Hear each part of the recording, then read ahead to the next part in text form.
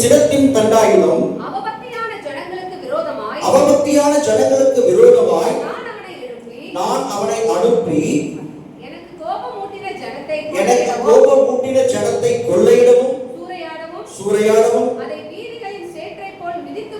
அதை வீதிகளின் சேற்றைப் போல் மிதித்து போடவும் அவனுக்கு கட்டளை கொடுப்பேன். நல்ல கவனிங்க, ஏசாயா 10ஆம் அதிகாரம் 5 - 7 வரையிலான வசனங்கள் முழுமையா இது அந்த கிறிஸ்துவை பற்றிய வசனம். எழுதப்பட்டதை பார்க்கும் பொழுது அசீரிய ராஜாவை பற்றி எழுதப்பட்டது போல ஒரு தோற்றம் காணப்படும்.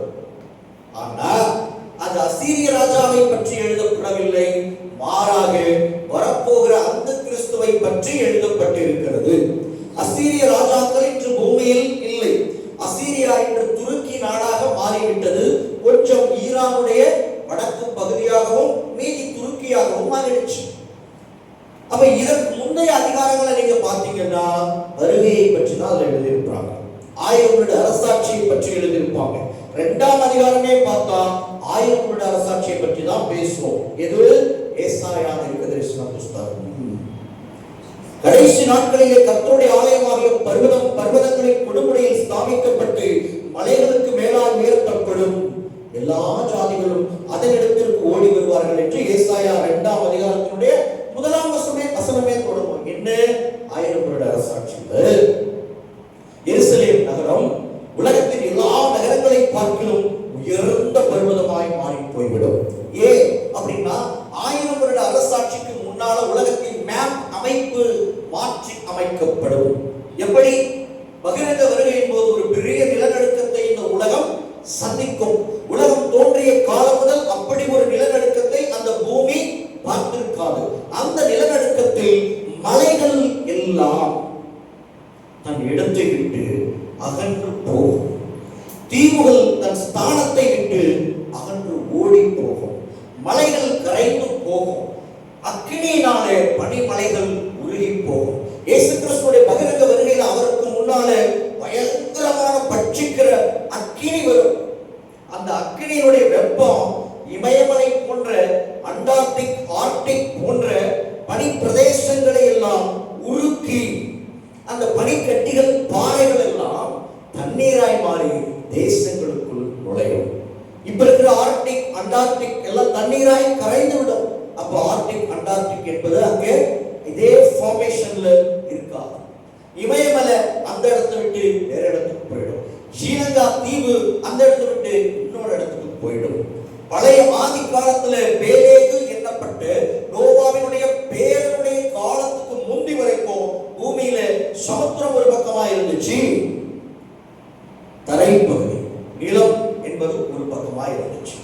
அதுக்கு முன்னாலே இது போல கண்டங்கள் என்கிற அமைப்பு கிடையாது. அதாவது நிலப்பரப்புக்குள்ளாக இன்னைக்கு சமுத்திரம் இருக்கு பாருங்க, இது போன்ற அமைப்பு அன்று கிடையாது. இன்னைக்கு நாடு இருக்கு, இந்தியா இருக்கு. இந்தியாவுக்கும் ஆப்பிரிக்காவுக்கும் இடையில என்ன இருக்கு? முழுக்க சமுத்திரம் இருக்கு. திரும்ப ஆப்பிரிக்காவுக்கும் தென் அமெரிக்காவுக்கும் இடையில என்ன இருக்கு? மறுபடியும் சமுத்திரம் இருக்கு. சரிதானே? தென் அமெரிக்காவுக்கும் வட அமெரிக்க கண்டத்துக்கும் இடையிலையும் கூட சமுத்திரம் இருக்கு. இதுதான் கண்டங்கள். ஆனா அன்று கர்த்தர் உலகத்தை படைத்த பொழுது இப்படி படைக்கல. ஒரு பக்கம் முழுக்க சமுத்திரம், ஒரு பக்கம் முழுக்க நிலப்பரப்பு. அதனாலதான் நோவாவால எல்லாருக்கும் போய் உலகத்தினுடைய அழிவை பற்றிய, ஜலப்பிரளயம் பற்றிய செய்தியை அறிவிக்க முடிந்தது. இல்லைன்னா அன்னைக்கு கப்பல் கிடையாது, விமானம் கிடையாது, பேருந்துகள், மோட்டார் வாகனங்கள் கிடையாது. அவனால எப்படி போய் எல்லாருக்கும் அறிவிக்க முடிஞ்சது அப்படின்னா அன்று ஒரே நிலைமைப்பு தான். அதுக்குள்ளேதான் மனிதர்கள் எல்லாம் வாழ்ந்தாங்க. இன்னொன்று, அன்று ஒரே மொழிதான் பேசப்பட்டது. அப்போ பாபேல் என்கிற பாஷை குழப்பம் என்பது அதெல்லாம் ஜலப்பிரளயத்துக்கு பின்னால வந்துச்சு. அப்புறம் தான் பல மொழிகள் பிறந்தன. நோவா காலத்தில் ஒரே மொழிதான், ஒரே நிலப்பரப்பு தான். அதனால் எளிமையாய் அவர் தம்முடைய வார்த்தைகளை அறிவிக்க முடிந்தது. கவனிங்க, கர்த்தராகிய இயேசு கிறிஸ்து தம்முடைய 1000 வருட அரசாட்சியை தொடங்குவதற்கு முன்னாலே அவருடைய பகிரங்க வருகையின் போது உண்டாக போகிற அந்த நிலநடுக்கத்தில், பூமி அதிர்ச்சியில், உலகின் இன்றைய அமைப்பு மாறி போகும். இஸ்ரேல் நாட்டினுடைய எருசலேம் நகரம் என்பது நல்ல உயரமான மலைப்பகுதியாய் மாறிடும். அதிலும் இஸ்ரேலில எருசலேம் என்பது எல்லாவற்றை விட உயர்ந்ததாய் மாறும்.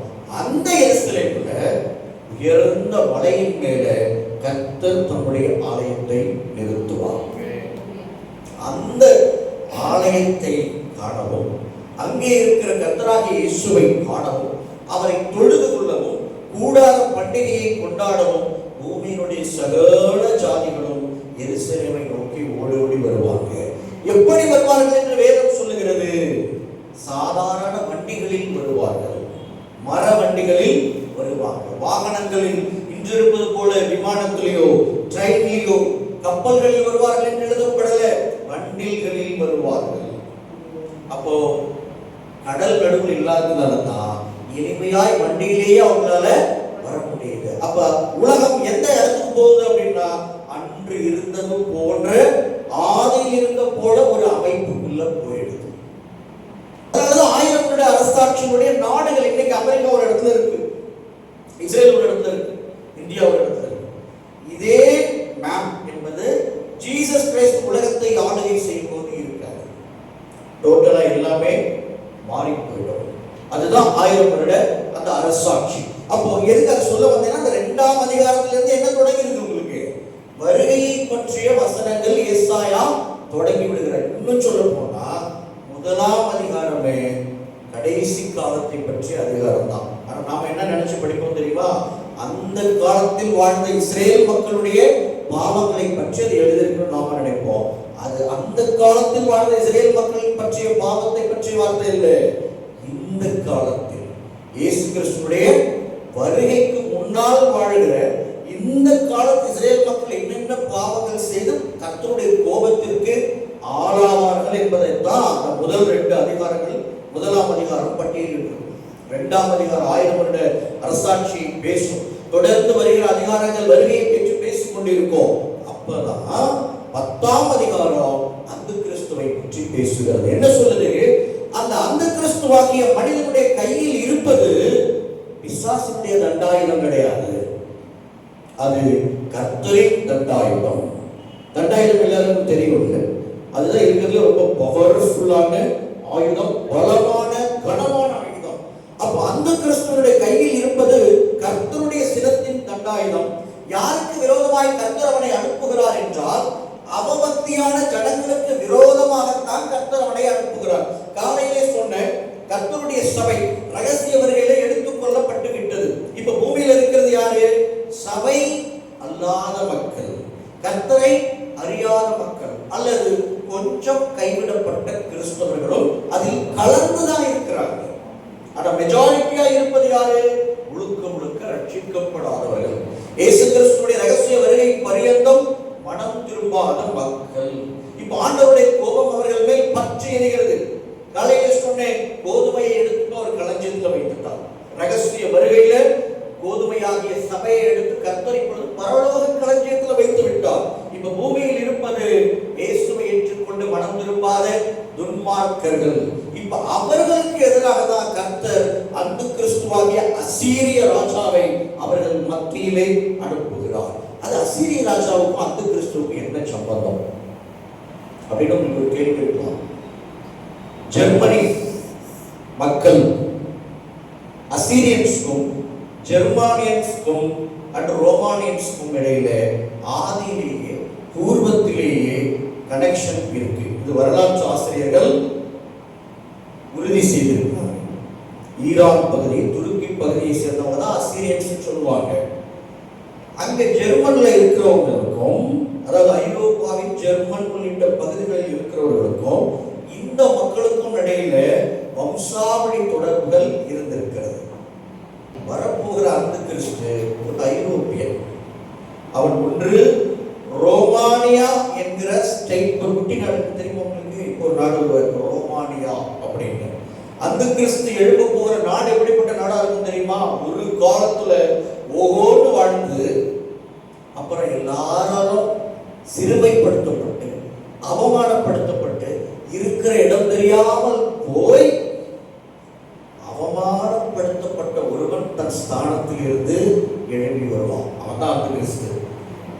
ஐரோப்பாவில் அப்படி அவமானப்படுத்தப்பட்ட நாடு எது தெரியுமா? ரோமானியா தான். ஏன்? எல்லாருக்குமே தெரியும். ரோமானிய சாம்ராஜ்யம் 400 வருஷங்களுக்கு மேல் இந்த பூமியை கட்டி ஆண்டது. ஆனா இன்னைக்கு அதே ரோமானிய சாம்ராஜ்யத்தை சேர்ந்த ரோமானியா என்கிற அந்த குட்டி நாட்டுக்கு ஐரோப்பாவில் எந்த மரியாதையும் கிடையவே கிடையாது. இதுதான் உண்மை. யாருக்கு அதிக மரியாதை? பிரிட்டன் அல்லது யூகே அந்த நாட்டு, பிரான்ஸ், ஜெர்மனிக்கு. இன்னொரு வரலாற்று செய்தி என்னன்னா, ஐரோப்பாவில் உண்டான இன்னைக்கு நீங்க பார்க்குற பிரெஞ்சுக்காரங்க, பிரிட்டிஷ் பீப்புள், ஐரிஷ் பீப்புள், அப்புறம் இட்டாலியன்ஸ் இருந்து இந்த மக்கள் எல்லாருடைய, தமிழர்களை சொல்லுவாங்க தமிழ்நாட்டில், தெலுங்கர்கள், மலையாளிகள், கன்னடர்கள் எல்லாருமே தமிழர்களில் இருந்து தான் உருவானாங்கன்னு சொல்லுவாங்க. அப்படி ஐரோப்பாவிலே பழங்குடி இனம் எதுன்னா ஜெர்மானியர்கள் தான். நான் அதெல்லாம் தீசிஸ் ரெடி பண்ணியிருக்கேன், என்கிட்ட இருக்கு அந்த சப்ஜெக்ட் எல்லாமே. அவங்க தான் முதல்ல இருந்தவங்க. அவங்க பிற்பாடு இனக்கலப்பு உண்டாகி தான் பிரெஞ்சுக்காரன் உருவாகிறாங்க, பிரிட்டிஷ் பீப்புள் உருவாகிறாங்க, ஐரிஷ் பீப்புள் உருவாகிறாங்க, இத்தாலிய மக்கள் உருவாகிறாங்க. ஜெர்மானிய மக்கள் சாதாரணமானவங்க கிடையாது. ரோமானிய சாம்ராஜ்யம் விழுந்து போனதுக்கு காரணமே இந்த ஜெர்மன் நாட்டை சேர்ந்த பழங்குடிகள் தானா. இந்த பழங்குடிகள் அந்த அளவுக்கு பார்பரியன் பவர்ஃபுல்லா இருந்து ரோமானிய சாம்ராஜ்யத்தை விழுத்துறாங்க. அந்த அளவுக்கு அவர்கள் வீரம் மிக்கவர்கள். அவர்களுக்கு வரலாறு என்பது ரொம்ப பவர்ஃபுல். அந்த ஜெர்மானியர்களால் தான் நவீன ஐரோப்பாவே உருவாச்சு.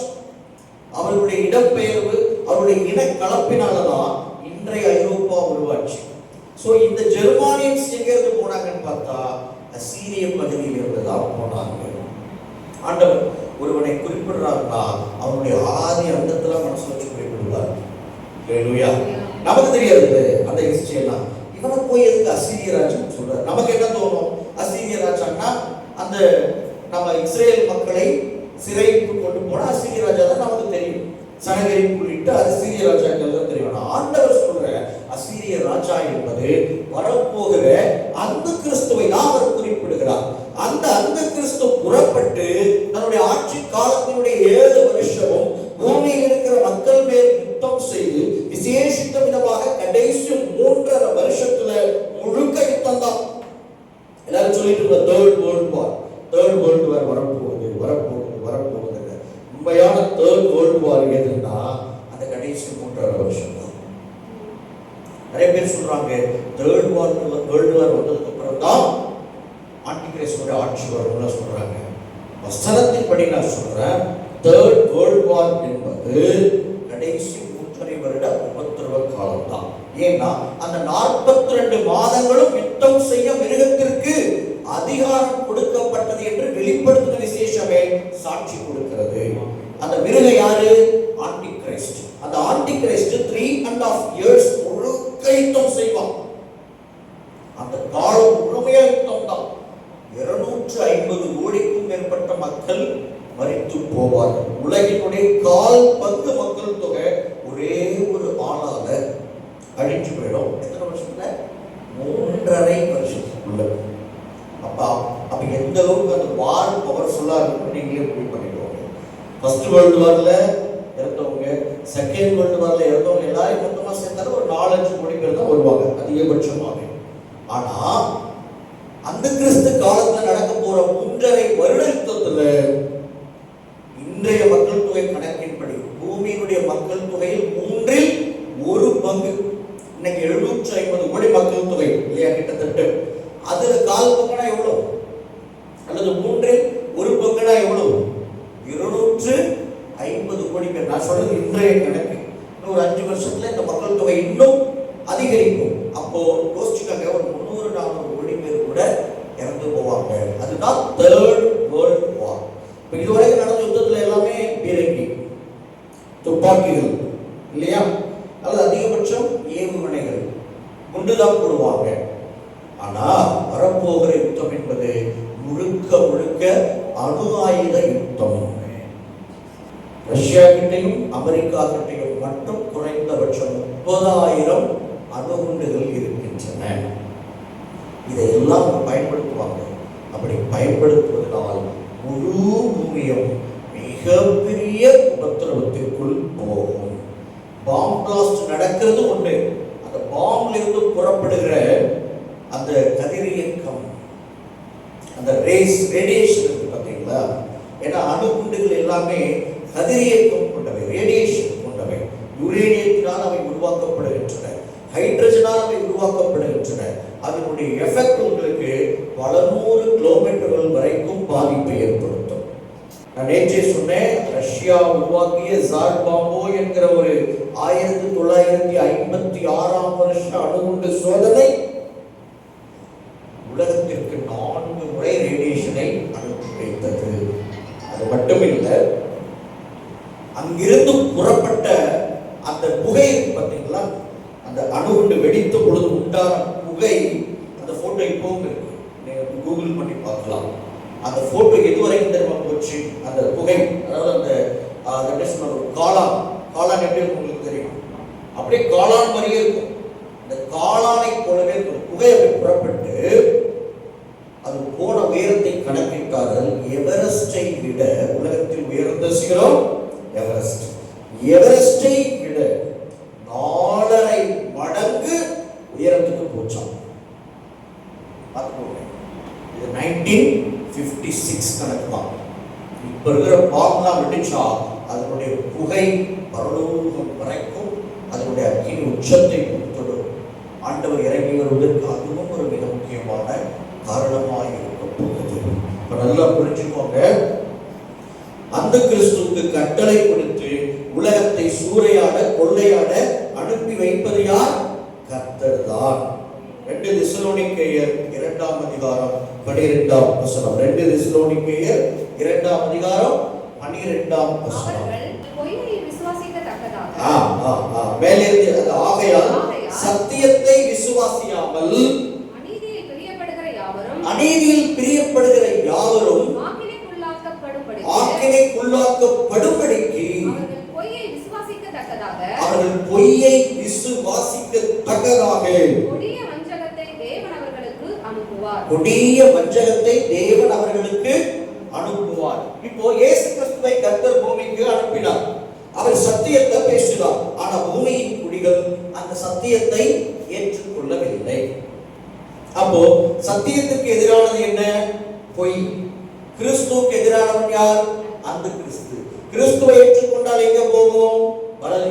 பரலோகத்திற்கு போவோம், புதிய உலகத்துக்கு போவோம். ஆண்டவர் பார்த்தார், இவர்களுக்கு அந்த புதிய உலகமும் பிடிக்கல, நித்திய ஜீவனும் பிடிக்கல, சத்தியமும் பிடிக்கல, இயேசு கிறிஸ்துவையும் பிடிக்கல. அப்போ ஆண்டவர் பார்ப்பார், சரி அவரை பிடிக்கல, ஒதுக்கிட்டீங்க. இப்போ உங்களுக்கு தேவையானது என்ன தெரியுமா? சத்தியத்துக்கு எதிர்மறையான பொய் அல்லது சத்தியத்துக்கு எதிர்மறையான வஞ்சகம். அப்போ அந்த கிறிஸ்து தான் அந்த வஞ்சகம். இப்ப அவனை பூமியில கர்த்தர் அனுப்புறார். எதுக்காக அனுப்புறாரா? அவர்கள் பொய்யை விசுவாசிக்கத்தக்கதாக. ஏன் அவங்க பொய்யை விசுவாசிக்கணும்? ஏன்னா அவங்க சத்தியத்துக்கு மேல பிரியப்படலையே. சத்தியமாகிய இயேசுவின் மேல அவங்களால பிரியப்படக்கூடல, முடியல. அப்ப என்ன செய்யணும்? நீங்க பொய்யை தான் விசுவாசிக்கணும். அதுதான் உங்களுக்கான சரியான வழி. அந்த பொய்யை விசுவாசிச்சு எங்க போகணும்? நீங்க பாதாளத்துக்கு போகணும், அக்கினி கடல் நியாய தீர்ப்புக்கு போகணும். அங்கே உங்களை கூட்டி செல்ல இதோ அந்த கிறிஸ்து வருகிறான் என்று அவனை கர்த்தர் அனுப்பி வச்சிருவார். அவன் வருவான், இந்த மக்கள் அவனை கடவுளாக பார்ப்பாங்க. அந்த மிருகத்தை எல்லாரும் பின்பற்றுவாங்க, வணங்குவாங்க. அதை ஆச்சரியப்பட்டு அதனுடைய சிலையை வணங்குவாங்க. அத்தனை பேரும் அவன் கொடுக்கிற முத்திரையை போட்டுக் கொள்வார்கள். இது நிமித்தம் அவனை பின்பற்றுகிற, அவனை தொழுது கொள்ளுகிற, அவனை ஏற்றுக்கொள்ளுகிற, விசுவாசிக்கிற எல்லாரையும் கர்த்தர் அக்கினி கடலுக்கு அனுப்பும் படியாக இப்படி ஒரு காரியத்தை கர்த்தர் செய்வார். யார் மூலம்? ஆன்டி கிரைஸ்ட் மூலமாக செய்வார். வெளிப்படுத்தின விசேஷம் 12:12. வெளிப்படுத்தின விசேஷம் 12:12. ஆகையால் பரலோகங்களே, அவைகளில் வாசமாயிருக்கிறவைகளே கலிகூறுங்கள், பூமியிலும் சமுத்திரத்திலும் குடியிருக்கிறவர்களே, ஐயோ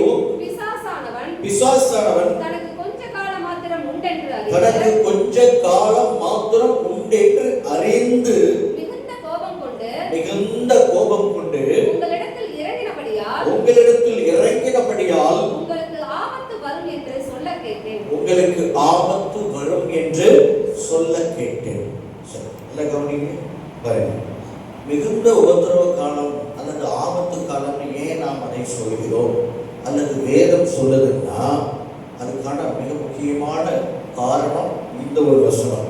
அது தெளிவாக எழுதியிருக்கு. பிசாசு எங்க இருக்கிறான் சொல்லுங்க பார்ப்போம். இப்ப பிசாசு எங்க இருக்கான் சொல்லுங்க, எங்க இருக்கிறான் பிசாசு? பாதாளம், வானம், பூமி, எதை செலக்ட் பண்ணுவீங்க? நீங்களே சொல்லுங்க. பூமியில இருக்கான். சரி, எல்லாருமே அதான் சொல்றீங்களா? பூமியில இருக்கிறா பிசாசு. பிட்டோம் நீ பூமி தானா? நம்ம நாம தானே அது ஒரு வேலை. ஏன் எல்லாருமே பூமியிலே செலக்ட் பண்றீங்க? என்ன காரணம்? ஏன்னா பூமியில தான் பாவம் இருக்கு, அதனால இருக்குதானே? பாவம் இருக்கு, அதனால அவன் இங்க தான் இருக்கான். அவன் இருக்கிற இடம் இப்போ எங்க இருக்கிறான் அப்படின்னா வானத்துல தான் இருக்கு. எங்க இருக்கிறான்? வானத்துல தான் இருக்கு. இந்த 12ஆம் அதிகாரத்தை வீட்டில் போய் என்ன பண்ணுங்க, எல்லாரும் பொறுமையா உட்கார்ந்து படிச்சு பாருங்க. அது தெளிவா எழுதப்பட்டிருக்கும். பிசாசு வானத்துல பிசாசுக்கும் அவனுடைய தூதர்களுக்கும் மிகாவேல் தூதனுக்கும் இடையிலே யுத்தம் உண்டாயிற்று. மேல படிச்சு பாருங்க, தெளிவானது. என்னது? வானத்திலே யுத்தம் உண்டாயிற்று. மிகாவேலும் அவனை சேர்ந்தவர்களும் பிசாசோடு யுத்தம் பண்றாங்க. அப்படி யுத்தம் பண்ணும் பொழுது பிசாசு வானத்தில் இருந்து கீழே தள்ளப்படுகிறான். அப்ப இப்ப எங்க இருக்கான்? வானத்துல தான் இருக்கான். வானம் என்பது ஹெவன்ஸ், நாட் ஹெவன். ஹெவன்ஸ், அப்ப வானங்கள். அங்க என்ன எழுதிருக்கு? அதுல எழுதிருக்காங்க பாருங்க உங்களுக்கு. பரலோகங்களே, பரலோகமே எழுதல, பரலோகங்களே, ஹெவன்ஸ், ஓ ஹெவன்ஸ் அப்படின்னா நிறைய அடுக்கு இருக்கு. அதுல உச்சமான அடுக்குல தான் யார் இருக்கா? தேவன் இருக்கிறார், அவருடைய குமாரன் இருக்கிறார், தேவ தூதர்கள் இருக்கிறார். அது உன்னதம். ஆனா அதுக்கு கீழே இருக்க நிறைய அடுக்குகள் இருக்கு. அதுல ஒரு அடுக்கு தான் பிசாசு அவனுடைய தூதர்களும் தங்கி இருக்கிற இடம். அந்த இடத்துக்கு பேர் என்ன தெரியுமா? வான மண்டலத்து பொல்லாத பிரபுக்களின் ஆவிகள். இவங்களுக்கு தான் அந்த பேர். வான மண்டலத்து பொல்லாத பிரபுக்களின் ஆவிகள். யார் அந்த பொல்லாத பிரபு? லூசிஃபர். அப்போஸ்தலனாகிய பவுல் ரொம்ப அழகாக சொல்வார். முன்னாடி நாம கீழ்ப்படியாதவர்களா இருந்தோமா? காரணம் என்ன தெரியுமா? அப்போ ஆகாயத்து அதிகார பிரபுவின் ஆவியை உடையவர்களா இருந்தோமா? ஒரு அழகா சொல்லியிருக்காரு. முன்னால நாம ஆகாயத்து அதிகார பிரபுவின் ஆவியை உடையவர்களா இருந்து தேவனுக்கு மனசுல சத்துருக்களாய் வாழ்ந்தோம். ஆனா இப்ப இயேசு கிறிஸ்துவினுடைய ஆவியை உடையவர்களாய் தேவனுக்கு கீழ்ப்படிந்திருக்கிறோம். இந்த ஆகாயத்து அதிகார பிரபுதான் சாத்தான். அவனோடு இருந்து ஆட்சி செய்து கொண்டிருக்கிறவர்கள் தான் மற்ற வானமண்டலத்து பொல்லாத பிரபுக்களாகிய ஆவிகள். இவன் அங்க என்ன செய்கிறது அப்படின்னா, பிதாவை நோக்கி நாம் ஏறெடுக்கிற செபங்களை தடை செய்வது அல்லது ஜெபமே செய்ய விடாமல் தடுப்பது, ஒவ்வொரு நாளும் உங்களுக்கு விரோதமான தடைகளை கட்டவிழ்த்து விடுவது, தீமைகளை கட்டவிழ்த்து விடுவது, இதுதான் அவங்களுடைய வேலை. அதாவது பரலோகத்துக்கு கீழே இவங்க ஒரு தனி கவர்மெண்ட் நடத்திட்டு இருக்கிறாங்க. அவன் பாதாளத்துல இருந்திருந்தான்னா அவனால நினைச்ச நேரத்துக்கு கர்த்தரிடத்துல போய் நிற்க முடியாது. ஆனா வேதம் என்ன சொல்லுகிறது? இரவும் பகலும் நம்முடைய சகோதரர் மேல் குற்றம் சாட்டினவன் தாழ தள்ளப்பட்டு போறான். இதே அடுத்த வசனத்தை வாசிச்சு மேல கீழே வாசிச்சீங்கன்னா இந்த வசனங்கள் எல்லாம் வரும். தூதன் சொல்றான், இரவும் பகலும் நம்முடைய சகோதரர் மேல குற்றம் சாட்டினவன் இப்போ தாழ தள்ளப்பட்டு போனான். அவன் ஏன் தெரியுமா டக்கு டக்கு டக்கு மேல போய் நிற்கிறான்? யோபு பத்தி போய் சொன்னா பார்த்தீங்களா? அவன் போய் உலகத்தை எல்லாம் சுற்றி முடிச்சுட்டு வந்து ஆண்டவர்கிட்ட நிற்கிறான். ஆண்டவர் தாசனாகிய யோபு மேல் கற்பித்தாயோ அப்படின்னாரு. அந்த அதிகாரம் அவனுக்கு எப்படி வருது? அவன் பாதாளத்துல இருந்தான்னா அவனால நிச்சயமா இங்க இருந்து மேலே ஏறி போக முடியாது. பூமியில இருந்தாலும் போக முடியாது. அவன் எங்க தெரியுமா இருக்கா? வசனத்தின்படி பரலோகங்களே வானங்களே வானங்களும் அவருடைய பார்வையில் சுத்தமானவைகள் பரிசுத்தமானவைகள் அல்லன்னு ஏன் வசனம் சொல்லுது? வானத்தில் ஒரு இடத்துல தான் இவனுடைய கூட்டமும் இருக்கு. அப்புறம் எப்படி அது பரிசுத்தமா இருக்க முடியும்? அப்ப அவன் வானத்தில் இருக்க ஆகாயத்து அதிகார பிரபுவாய் இருக்கிறான். வானமண்டலத்தில் பொல்லாத சேனைகளாய் அவைகள் வாழ்ந்து கொண்டு இருக்கின்றன. அவன் தன்னை வணங்குவதற்கு ஒரு கூட்டத்தை பூமியில இப்படி ஆயத்தம் பண்ணி வச்சிருக்கிறான். இப்ப ரகசிய வருகை நடந்த உடனே என்ன நடக்கும் அப்படின்னா, இப்ப சபை கீழே இருந்து பரலோகம் போய் சேர்ந்துருச்சு. சேர்ந்த உடனே சபைக்குள்ள இருக்கிற வரைக்கும் சாத்தான் என்ன செய்வானா? டெய்லி போய் ஒரு ஃபெலிக்ஸ் என்ன செஞ்சார் தெரியுமா? விஷ்ணுவர் என்ன செஞ்சார் தெரியுமா? உங்களுக்குள்ள நீங்க ரொம்ப கொண்டாடுறீங்களே ஆகா ஓகணும், அவர் இன்னைக்கு என்ன செஞ்சார் தெரியுமா? உங்க பிரெண்டோ என்ன செஞ்சார் தெரியுமா? இன்னைக்கு அவன் பார்த்த வேலை என்னன்னு தெரியுமா? நம்ம இரவும் பகலும் கர்த்தருடைய பிள்ளைகளை பற்றி கர்த்தரிடத்துல குற்றம் சாட்டிக்கிட்டே இருப்பான். இதான் வேலை. அப்போ இதுக்கு எப்ப முடிவு வரும்? சபைதான் ஜெயம் கொண்டு இப்ப பரலோகத்துக்கு போயிடுச்சு. அப்ப கர்த்தரோட குற்றச்சாட்டை மதிக்கவே இல்லை. ஆண்டவர் தன்னுடைய சபையை காப்பாற்றி தன்னிடத்துக்கு கொண்டு வந்து சேர்த்துட்டார். இப்போ ஆண்டவர் உத்தரவு கொடுப்பார், மிகாவேலும் அவனை சேர்ந்தவர்களும் புறப்பட்டு போய் என்ன செய்வாங்க? சாத்தானோடும் அவனுடைய தூதர்களோடும் யுத்தம் செய்வார்கள். வானத்திலே யுத்தம் உண்டாயிற்று. மிகாவேலும் அவனை சேர்ந்தவர்களும் சாத்தானோடும் அவனை சேர்ந்த தூதர்களோடும் யுத்தம் செய்து அந்த யுத்தத்தில் பிசாசு பூமியில் தள்ளப்படுவான். அவனை சேர்ந்த தூதர்களும் பூமியிலே தள்ளப்படுவாங்க. அவன் மேலே இருந்துகிட்டு செய்த கிரியைகளினாலேயே பூமியில பல பிரச்சனைகள்.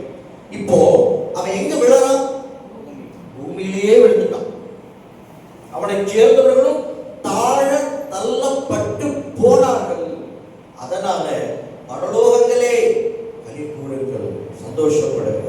வானங்களே அதுல இருக்கிறவங்க சந்தோஷப்படுங்க. தூதர்களே எல்லாரும் சந்தோஷப்படுங்க. ஆனா பூமியில் இருக்கிறவர்களே நீங்க எல்லாம் வேதனைப்படுங்க. ஏன்னா பிசாசுக்கு இப்போ அவனுடைய டைம் தெரிஞ்சு போச்சு. அவங்களுக்கு டீச் பண்ணியிருக்கேன், ரகசிய வருகை நடக்கிற வரைக்கும் பிசாசுக்கு அவனுடைய நியாயத்திற்கு எப்போ வரப்போதுன்னு அவனுக்கு தெரியாது. ஏன்னா ரகசிய வருகைக்கு டைம் என்பது கிடையாது. அது எப்பொழுது வேண்டுமானாலும் நடக்கும் என்பதனால் பிசாசு ரகசிய வருகையை பொறுத்துதான் அவனுடைய ஆயுள் காலமே இருக்கு. அவனுடைய முடிவே ரகசிய வருகை வச்சுதான் நான் ஓடிச்சுட்டே இருப்பான். அந்த ரகசிய வருகை எப்போ நடந்துருவோ அப்படின்னு பயந்துகிட்டே இருப்பான். நடந்துருச்சுன்னா அடுத்த எத்தனை வருஷம் தான் நான் சொல்லியிருக்கிறேன்? 7 வருஷம். அவனுடைய காலம் 7 வருஷம் தான். இப்பவே அவன் கோபமா தான் இருக்கிறான். எவனை விழுங்கலாமோ என பகை கொண்டு வெறி கொண்டு திரிகிறானா. ஏன்? இயேசு கிறிஸ்து ஏற்கனவே வந்துட்டாரு, சபையை ஸ்தாபிச்சிட்டாரு. தங்கிட்ட இருந்த அடிமைகள் எல்லாம் இப்போ அவர் பரிசுத்தவான்களா மாத்திட்டாரு. அந்த அடிமைகள் எல்லாம் இப்ப ஜெபம் செய்து ஊழியம் செய்து அவனுக்கு எதிராகவே அவனுடைய ராஜ்யத்தையே சேதப்படுத்தி கொண்டே இருக்கிறார்கள். ஊழியர்கள் என்கிற பெயர்ல, கிறிஸ்தவர்கள் என்கிற பெயர்ல. அதுலயே அவன் ஏற்கனவே மகா கோபத்தோட இருக்கிறான். இப்போ மீதியா இருப்பது என்ன அப்படின்னா, கொஞ்ச காலம் இருக்கு, ஏதோ அதுக்குள்ள ஏதாவது பண்ணலாம்னு போராடுறான்.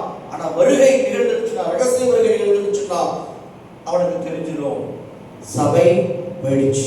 இப்போ 7 வருஷம் தான். அதனால வசனம் சொல்லுகிறது, பிசாசு தனக்கு கொஞ்ச காலம் மாத்திரம் உண்டென்று அறிந்து. அவ்வளவு தெளிவாக ஐயோ, பிசாசானவன் தனக்கு கொஞ்ச காலம் மாத்திரம் உண்டென்று அறிந்து மிகுந்த கோபம் கொண்டு உங்களிடத்தில் இறங்கினபடினால. தெளிவாக இருக்கா? இப்ப சொல்லுங்க, என்ன எழுதிருக்கு? உங்களிடத்தில் இறங்கினபடினால். எங்க இருந்து இறங்குறான்? வானத்தில் இருந்து இறங்குறான். அப்ப அவன் பூமியில இப்போ இல்ல. பூமியில அவனுடைய தூதர்கள் வேலை செஞ்சுட்டு இருக்காங்க.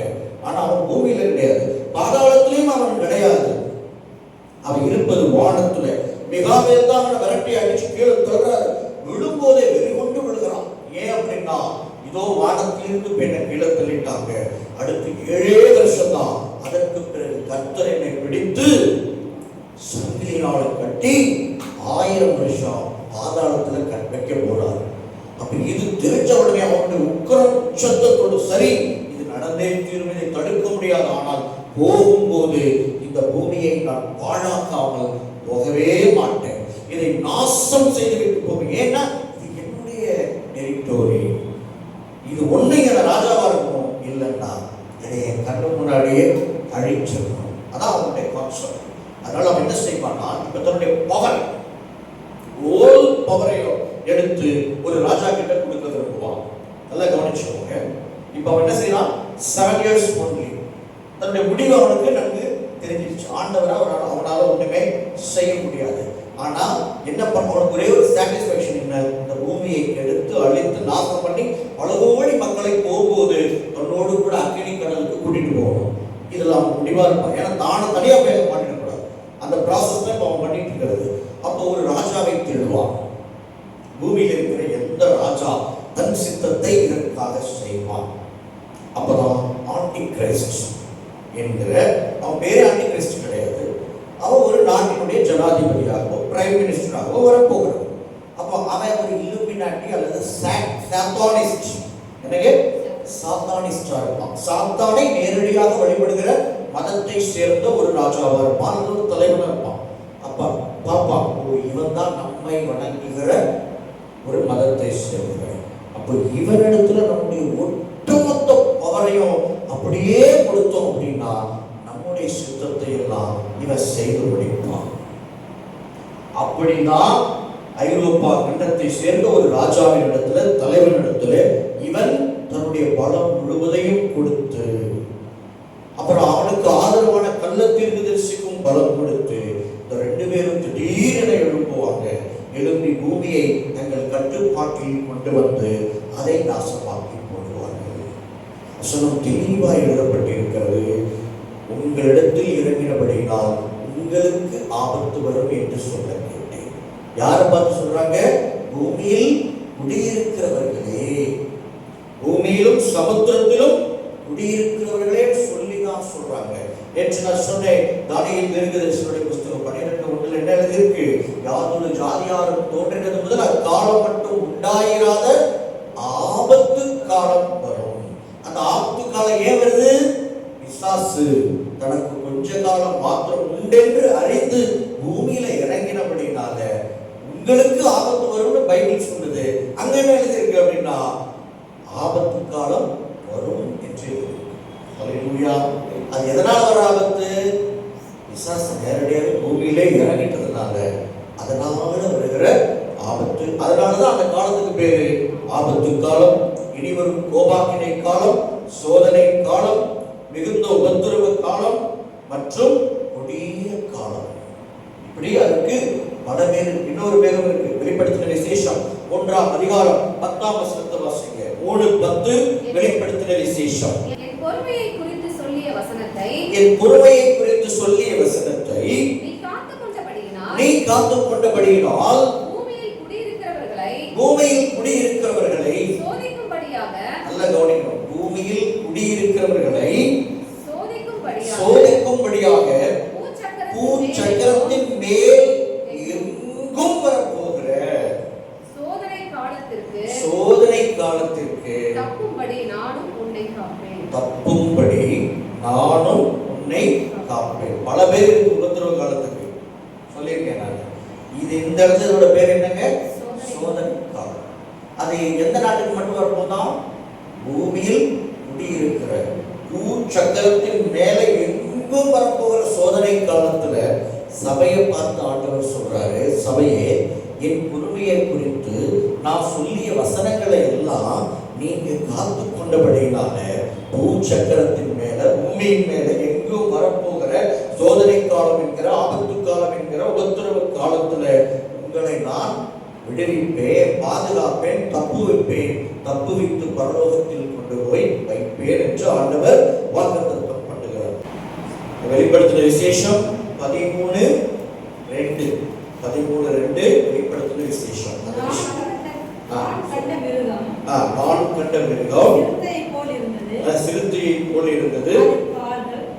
கரடியின் கால்களைப் போலவும் அதன் வாய் சிங்கத்தின் வாயைப் போலவும் இருந்தன. வலு சர்ப்பமானது தன் பலத்தையும் தன் சிங்காசனத்தையும் மிகுந்த அதிகாரத்தையும் அதற்கு கொடுத்தது. இந்த விஷயத்தை உங்களுக்கு விளக்கமா சொல்லிட்டேன்.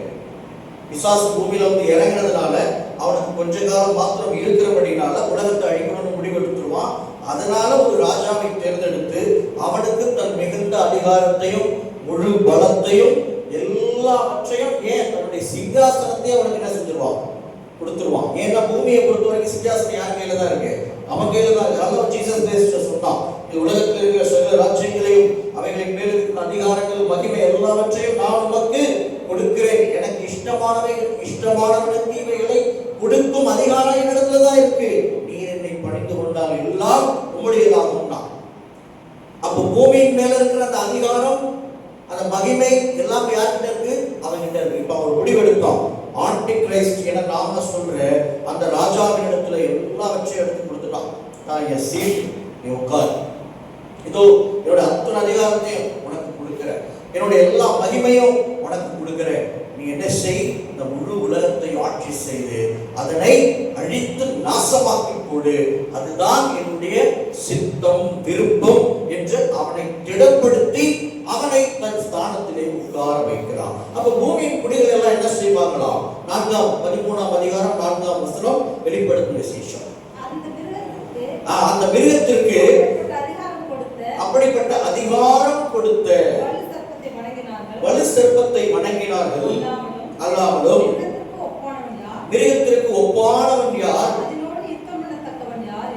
அதனோடு யுத்தம் பண்ணத்தக்கவன் யார் என்று சொல்லி மிருகத்தையும் வணங்கினார்கள். இயேசு கிறிஸ்து செய்த அற்புதங்களை எல்லாம் பார்த்த மக்கள் இயேசு கிறிஸ்துவை இரட்சகர் என்றும் அவர்தான் வரப்போகிற மேசியா என்றும் ஏற்றுக்கொண்டார்கள். அது மாத்திரமல்லாமல் அவர் நிமித்தம் எல்லாரும் தேவனை மகிமைப்படுத்தினார்கள் என்று வேதத்திலே பார்க்கிறோம். அவர் அந்த விதவையுடைய மகனை எழுப்பின பொழுது மக்கள் எல்லாம் யாரை மகிமைப்படுத்தினாங்க? பிதாவாகிய தேவனை மகிமைப்படுத்தினாங்க. மனுஷருக்கு இப்படிப்பட்ட அதிகாரம் கொடுத்த, மனுஷருக்கு இப்படிப்பட்ட அதிகாரத்தை கொடுத்த பிதாவை எல்லாரும் மகிமைப்படுத்தினாங்க. அல்லேலூயா. அப்ப குமாரன் செய்கிற எல்லா காரியங்களுடைய மகிமையை யாருக்கு போகுது?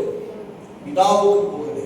அது நிமித்தம், குமாரனை நிமித்தம் தான் நாம் இன்னைக்கு பிதாவை வணங்கி கொண்டிருக்கிறோம். அதே போல ஆன்டி கிரைஸ்டுக்கு இப்படிப்பட்ட அதிகாரத்தை யாருப்பா கொடுத்தது? அவன் எந்த மதத்தை சேர்ந்தவன் அப்படின்னு பாக்குறாங்க, அவன் சாத்தானிஸ்டாக காணப்படுகிறான். நாம கிறிஸ்டியன்ஸ், இஸ்லாமியன்ஸ், இந்துஸ், அது போல சாத்தானை வணங்குறவனே சாத்தானிஸ்ட். அப்ப சாத்தானை வணங்கினா இவ்வளவு பெரிய ராஜாவா அதிகாரம் உடையவனா மாற முடியுமா? அப்படின்னு நாமளும் சாத்தானை வணங்குவோம். பூமியின் குடிகள் என்ன பண்றாங்களா? அந்த மிருகத்திற்கு அப்படிப்பட்ட அதிகாரத்தை கொடுத்த வலு சர்ப்பமாகிய பிசாசை எல்லாரும் வணங்க ஆரம்பிச்சிட்டாங்க. அது மட்டும் இல்லை, ஆன்டி கிரைஸ்டையும் வணங்க ஆரம்பிச்சிட்டாங்க. எப்படி நாம குமாரனையும் வணங்குறோம், பிதாவையும் வணங்குறோம். அவனே இல்லைங்களா? அதே போல மக்கள் ஆன்டி கிரைஸ்டையும் வணங்குவாங்க, அவனுக்கு அப்படிப்பட்ட அதிகாரம் கொடுத்த சாத்தானையும் வணங்குவார்கள். இது எப்ப நடக்கும் அப்படின்னா, அந்த வரப்போகிற 7 வருஷ உபத்திரவ காலத்தில் நடக்க போகிற காரியங்கள். சரி, அப்ப கைவிடப்பட்ட கிறிஸ்தவர்களுக்கு என்ன நிலைமை உண்டாகும்? ஆண்டவருடைய வருகையில் கைவிடப்பட்ட கிறிஸ்தவர்களுக்கு என்ன நிலைமை உண்டாகும்னா, அதே 13ஆம் அதிகாரத்துடைய 7ஆம் வசனம், வெளிப்படுத்தும் விசேஷம் 13ஆம் அதிகாரத்தினுடைய 7ஆம் வசனத்தை வாசிங்க. மேலும் பரிசுத்தவான்களோடு யுத்தம் பண்ணி அவர்களை ஜெயிக்கும்படிக்கு அதற்கு அதிகாரம் கொடுக்கப்பட்டதும் அல்லாமல் ஒவ்வொரு கோத்திரத்தின் மேலும் பாஷைக்காரர் மேலும் ஜாதிகள் மேலும் அதற்கு அதிகாரம் கொடுக்கப்பட்டது. பாருங்க, நம்ம கிறிஸ்டியன்ஸாவே இருந்தாலும் சரிதான், ஆண்டவருடைய பிள்ளைகளாவே இருந்தாலும் சரிதான், உபத்திரவ காலத்துல மாட்டீங்கன்னா ஆண்டவர் காப்பாற்ற மாட்டார். வசனம் தெளிவாய் சொல்லுது, பரிசுத்தவான்களாகிய கர்த்தருடைய பிள்ளைகளோடு கூட யுத்தம் செய்யவும் அவனுக்கு அதிகாரம் கொடுக்கப்பட்டதாம். அது மட்டுமில்லை, பூமியில் இருக்கிற எல்லா கோத்திரங்கள், இனங்கள், நாடுகள், மொழி பேசுறவன் அத்தனை பேரோட யுத்தம் பண்ண அவனுக்கு அதிகாரம் கொடுக்கப்பட்டது. 3 விதமாய் நான் ஆன்டி கிரைஸ்டுடைய யுத்தத்தை பிரிக்கிறேன். ஒன்று, அந்த கிறிஸ்துடைய முதலாம் யுத்தம் உலக மக்களோடு, எல்லா நாடுகளோடும் இருக்கிற எல்லா நாடுகளோடும் அவன் யுத்தம் பண்ணிக்கிட்டே இருப்பான். எத்தனை வருஷம்? 42 மாதங்கள், 1060 நாட்கள், 3 வருஷம், ஒரு காலம், காலங்கள், அரை காலம். எல்லாம் எதை குறிக்குது? 3.5 வருஷத்தை தான் பிடிக்கும் இல்லையா? அப்ப அந்த 3.5 வருஷமும் அவன் உலகத்தில் எல்லா நாடுகளோடும் யுத்தம் பண்ணுவான். இது ஒரு யுத்தம். பாயிண்ட் 1. பாயிண்ட் 2, இஸ்ரேலோடு யுத்தம் செய்வான். 3வது பரிசுத்தவான்களோடு யுத்தம் செய்வான். ஸோ நான் 3ஆ பிரிக்கிறேன். ஆக ஒன்று என்னது, நீங்க இந்துவா இருக்கலாம், இஸ்லாமியனா இருக்கலாம், கத்தோலிக்கர்களா இருக்கலாம், பௌத்தர்களா இருக்கலாம், உங்க எல்லாரோடையும் யுத்தம் செய்வான். 2வது இஸ்ரேல் மக்களோடு தனியா யுத்தம் பண்ணுவான். 3வது கிறிஸ்டியன்ஸோட யுத்தம் செய்வான். அப்ப ஆன்டி கிரைஸ்டுடைய யுத்தத்தின் 3 முறை என்ன? 1 புறஜாதிகளோட யுத்தம், 2வது இஸ்ரேலரோட யுத்தம், 3வது பரிசுத்தவான்களோட யுத்தம். ஆக மொத்தம் எல்லாரோடையும் யுத்தம். எத்தனை வருஷம்? 3 வருஷம். அதுக்கு பேர் தான் தேர்ட் வேர்ல்ட் வார். சரிதானே? அப்போ இதில் நம்ம பரிசுத்தவான்கள் என்ன செய்வாங்க? ஜெயம் எடுப்பாங்களா, எடுக்க மாட்டாங்களா? வெளிப்படுத்தின விசேஷம் 12ஆம் அதிகாரம் 11ஆம் வசனத்தை வாசிக்கிறேன். மரணம் நேரிடுகிறதா இருந்தாலும் அதற்கு தப்பும்படி தங்கள் ஜீவனையும் பாராமல் ஆட்டுக்குட்டியின் இரத்தத்தினாலும் தங்கள் சாட்சியின் வசனத்தினாலும் அவனை ஜெயித்தார்கள். நம்ம ஒடுக்குவான் தான், பரிசுத்தவான்களை ஒடுக்குவான். கர்த்தரும் பாதுகாப்பெல்லாம் பெருசா ஒடுக்க மாட்டார். அவங்க பயங்கரமான உபத்திரவத்தை அனுமதிச்சுதான் ஆகணும்.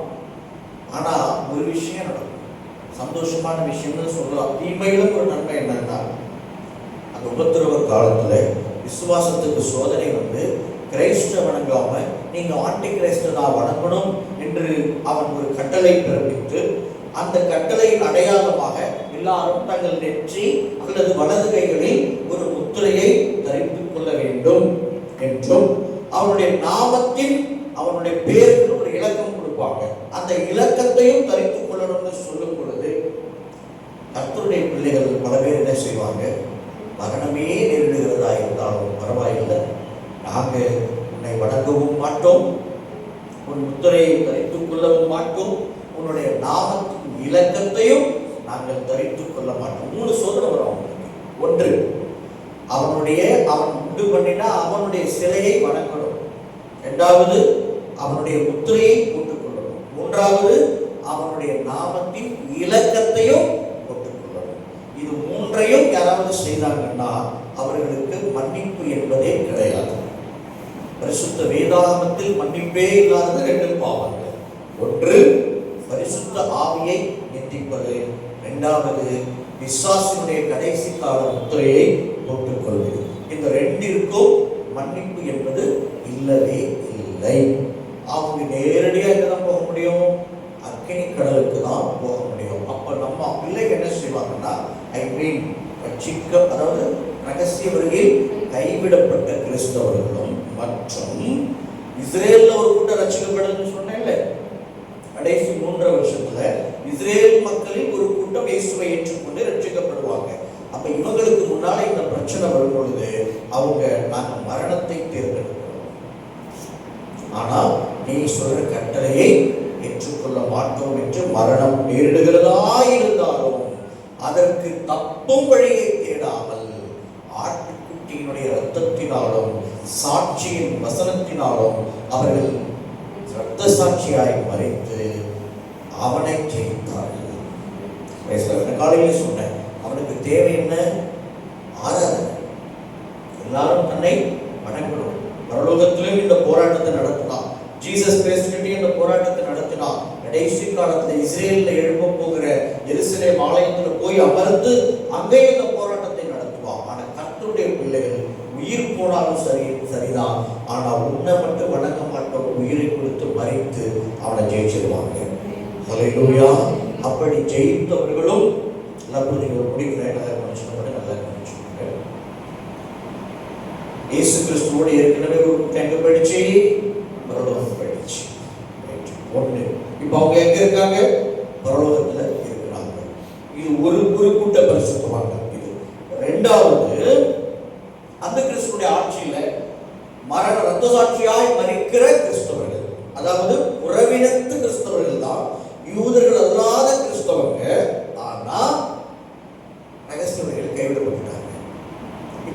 ஆக்ஷன் 2 என்ன? ரத்த சாட்சி மரணம். அந்த ரத்த சாட்சி மரணத்தை சந்தித்து இப்ப அவங்க குவாலிஃபை, அவங்களும் இப்ப குவாலிஃபை. ஆனா ரகசிய பரலோகத்துக்கு போக முடியுமா? போக முடியாது. இப்ப எங்க இருக்கிறாங்க? பூமியில் அடக்கம் பண்ணப்பட்டுட்டாங்க. ஆத்துமா மட்டும் பரதேசுக்கு as usual போயிடும்.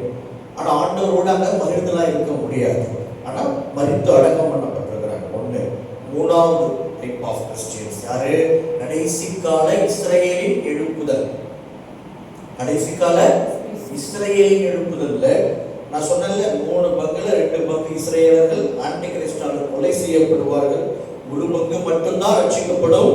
இஸ்ரவேலே உன் ஜனம் கடற்கரை மணலத்தனையால் திரளாய் இருந்தாலும் உன்னில் மீதியாய் இருக்கிற ஜனங்கள் மாத்திரமே ரட்சிக்கப்படுவார்கள் என்று வேதம் தெளிவாய் சொல்கிறது. Praise God. அந்த வசனம் எதை சொல்லுது? கடைசி காலத்துல கொஞ்சம் தான் மீறும், அந்த கொஞ்சம் தான் ரட்சிக்கப்படும். மீதி எல்லா இஸ்ரேல் மக்களும் இறந்து போயிடுவாங்க. இந்த கிறிஸ்தவர்கள் ஒரு பக்கம் எல்லாம் புரியுது. இவங்கெல்லாம் வருகையில ராஜ்யத்துல பங்கெடுக்க போறாங்க. அதுதான் லிஸ்ட் நான் சொல்றேன். ஒண்ணு, ரகசியவர்கள் எடுத்துக்கொள்ளப்பட்டு பரலோகத்தில் இருக்கிற பரிசுத்தவான்கள். இரண்டாவது, ரகசியவர்கள் கைவிடப்பட்டு உபத்திரவ காலத்தில் ரத்த சாட்சியாய் மரித்த உறவினத்து பரிசுத்தவான்கள். 3, அந்த கிறிஸ்தவருடைய உபத்திரவ காலத்துல ரட்சிக்கப்படுகிற யூத கிறிஸ்தவர்கள். சரிதானே? இவங்கள ஒரு கூட்டம் ரத்த சாட்சியாகவும் மரிக்கும், ஒரு கூட்டம் உயிரோடையும் இருக்கும். இப்ப 7 வருஷம் முடிய போது இயேசு கிறிஸ்து பகிரங்கமாக இறங்கி வருகிறார். இறங்கி வரும்போது யார் கூட வருகிறாரு? ரகசியவர்கள் அவர் கூட போனாங்க. இல்ல, நாம யாரு?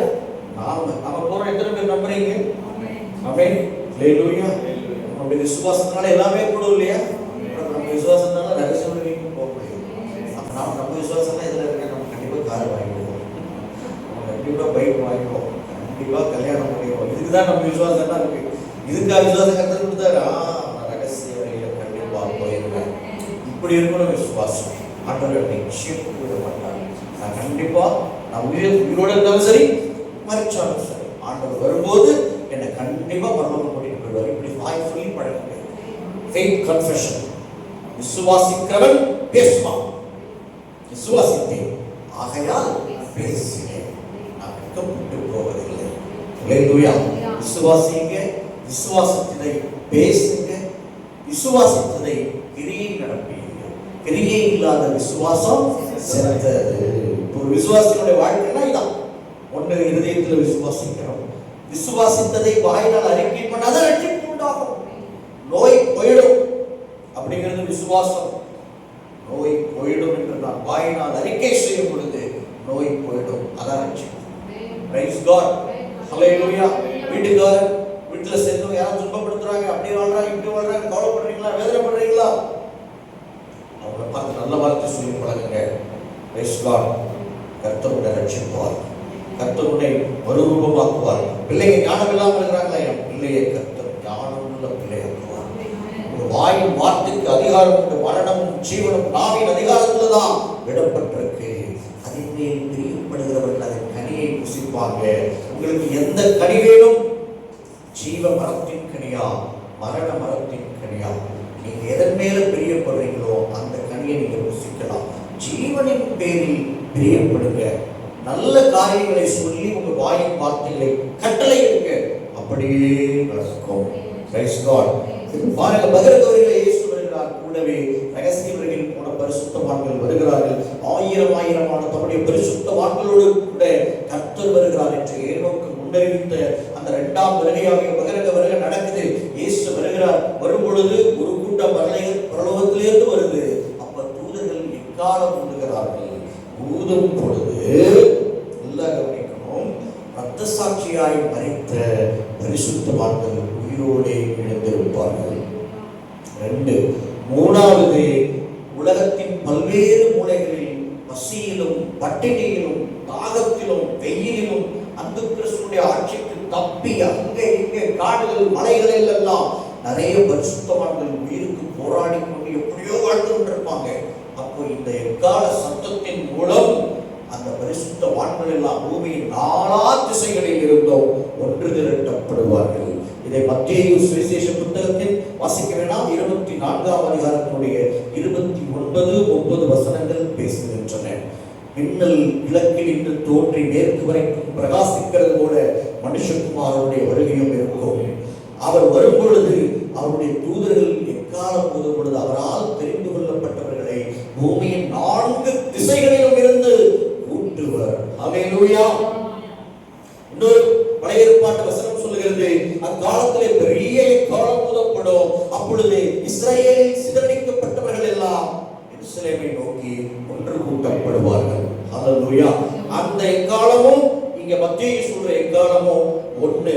அப்ப பாருங்க, ரகசிய வருகையின் பரிசுத்தவான்கள் ஒரு பக்கம், பூமியில் இருந்து உயிர் தெழுகிற இரத்த சாட்சி பரிசுத்தவான்கள் ஒரு பக்கம், காப்பாற்றப்பட்டு திரட்டப்படுகிற பரிசுத்தவான்கள் ஒரு பக்கம், எல்லா பரிசுத்தவான்களும் ஒன்று சேர்ந்து இஸ்ரவேலில் இருந்து உலகத்தை அரசாளுவார்கள்.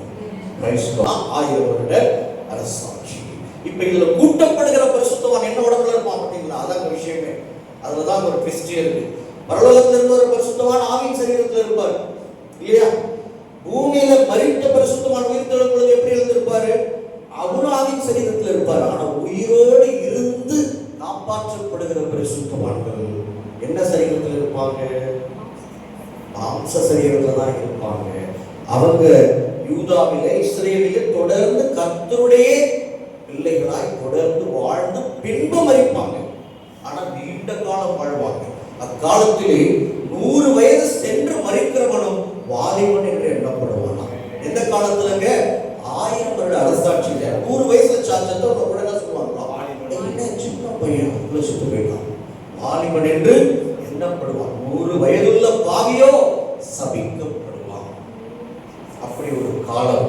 அவங்க வாழ்ந்து மரிப்பாங்க. பிற்பாடு 2வது நியாயத்திற்கு, வெள்ளை சிங்காசன நியாயத்திற்பின் பொழுதுதான் அவங்களுடைய வாழ்க்கையை பொறுத்து அவர்களுக்கு முடிவு கொடுக்கப்படும். அப்போ ஒரு அழகான உலகம். உலகத்துல ஒரே நேரத்துல மாம்ச சரீரத்துல இருக்கிற மக்களும் இருப்பாங்க, ஆவின் சரீரத்தில் இருக்கிற மக்களும் இருப்பாங்க. ரெண்டும் ஒரே காலத்தில் வாழ்வார்கள். அல்லேலூயா. அதுதான் 1000 வருட அரசாட்சி. சோ இந்த சந்தோஷம். 1000 வருட அரசாட்சி பின்னால என்ன நடக்கும்? வெள்ளை சிங்காசன நியாயத்திற்கு. அதோடு அந்த வெள்ளை சிங்காசன நியாயத்திற்குள்ள மரணம், பாதாளம், அப்புறம் அந்த கிறிஸ்து, இந்த சாத்தானு, கள்ள தீர்க்கதரிசி எல்லாம் ஒட்டுமொத்தமா முடிவு. எல்லாத்துக்கும் முடிவு உண்டாக்கப்பட்டு கர்த்தர் புதிய வானத்தையும் புதிய பூமியையும் உண்டாக்குவார். அதுல இந்த எல்லா பரிசுத்தவான்களும் கொண்டு போய் வைக்கப்பட்டு தேவனும் ஆட்டுக்குட்டியானவரும் அவர்கள் மத்தியிலே வாசம் பண்ணுவார்கள். Praise the Lord. இதுதான் நித்தியம். இதோடு பைபிள் முடிவுக்கு வருகிறது. அதை தாண்டி ஒரு கிறிஸ்தவம் என்பது கிடையாது. அங்கதான் நம்ம போய் சேரப்போம். அதை நோக்கிதான் இந்த பிரயாணம். ஆகையால் சம்பவிக்க போகிற இவைகளுக்கெல்லாம் தப்பி மனுஷகுமாரனுக்கு முன்பாக பாத்திரவான்களாய் இருப்பதற்கும் எண்ணப்படுவதற்கும் எப்பொழுதும் ஜெபம் பண்ணி விழித்திருங்கள். அல்லேலூயா. கர்த்தர் தாமே உங்கள் யாவரையும் ஆசீர்வதிப்பாராக. ஆமென்.